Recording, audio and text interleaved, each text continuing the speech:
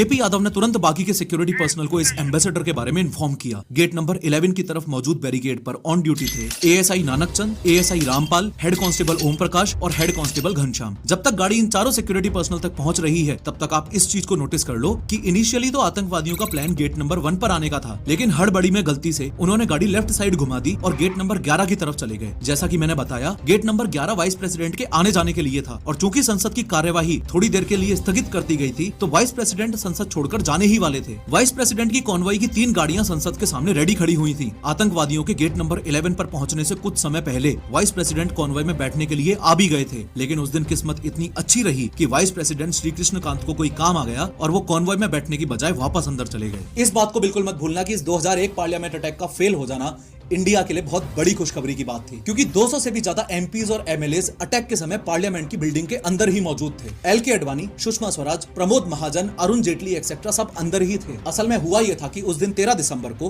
Coincidence से parliament के अंदर पोटा यानी कि प्रिवेंशन ऑफ टेररिज्म एक्ट, इस पर ही डिबेट चल रहा था। डिबेट और हल्ला गुल्ला इतना ज्यादा बढ़ गया कि 11:28 पर 40 मिनट के लिए प्रोसीडिंग्स को एडजर्न कर दिया गया।